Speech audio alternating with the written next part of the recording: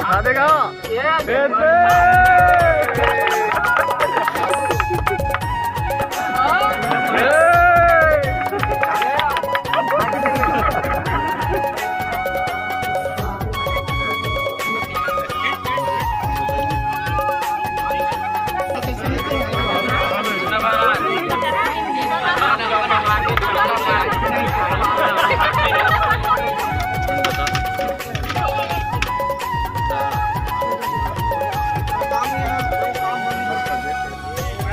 वो आप मन के सगाई में तो कैसे लगी साहब मन? बहुत अच्छा लगी भाई, शुरू में तो डर लगा था।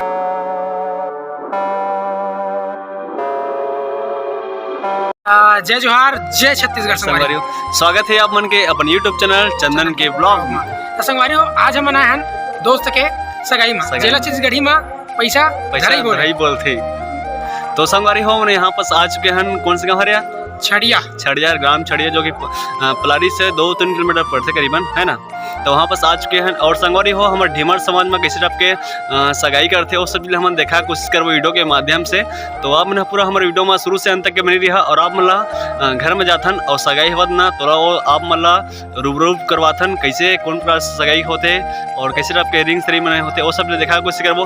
तो आप मैंने पूरा शुरू से अंत तक हमारे वीडियो में बनी रहा। और आप मतलब पूरा यहाँ के जो माहौल है कितना जना है वो सब दिखाबो, कौन कौन प्रकार से सगाई करे जाते हैं वो सब पूरा देखा कोशिश करबो संगवारी। तो आप मैंने पूरा शुरू से अंत तक के हम वीडियो में बने रहूँ।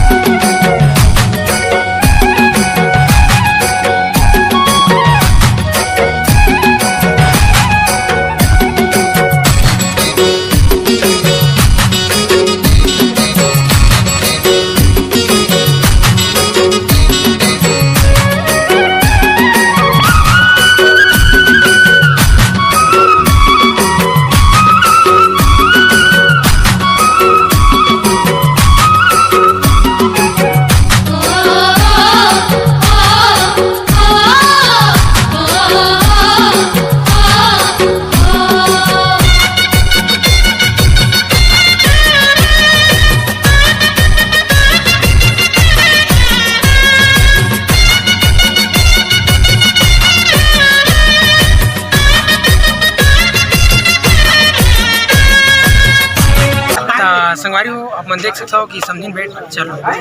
तो संगवारी हो पीछे देख सकता था मोर अभी समझिन भेंट जो हुआ थे, तो अभी जो कार्यक्रम हुआ थे वो स्टार्ट हो चुके हवा। तो आप मन देख सकते पीछे मोर और अभी के जो माहौल हवा इस प्रकार से लगते संगवारी हो। पीछे भी देख सकते हो अपना जन पूरा बहुत सारा आदमी हवा। और यहाँ पर भी बहुत ज़्यादा आदमी हवा, लेडीज हवा देख सकते पीछे पूरा। और अभी मोर पीछे देख सकता पूरा समझिन भेंट शुरू हो चुके हैं और सब समझिन के बीच में पूरा मस्ती मजाक चला। तो वो पीछे देख सकता पूरा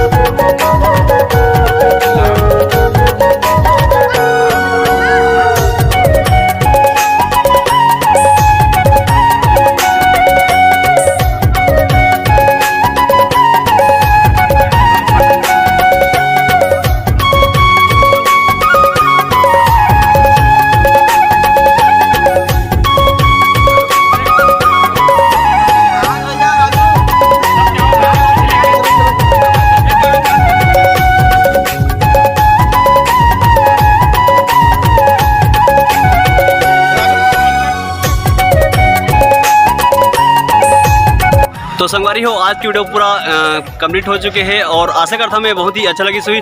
और हमारे साथ है भाई बन हाँ, तो भाई जी के नाम पुतन भाई अपन के नाम का है हीरालाल धीवर। अच्छा, तो आप मन के सगाई में हन तो कैसे लगी साहब मन ला? बहुत अच्छा लगी भाई, शुरू में तो डर लगा था इससे होकर अच्छा स्टार्टिंग में डर लगी से हाँ। अच्छा लगी सब। तो संगवारी हो अपन देखे हो हमारे ढीमर समाज के जो सगाई के रस्म रही थे ना, कुछ इस प्रकार से लगते आप मन देखे हो आप मैंने वीडियो में पूरा।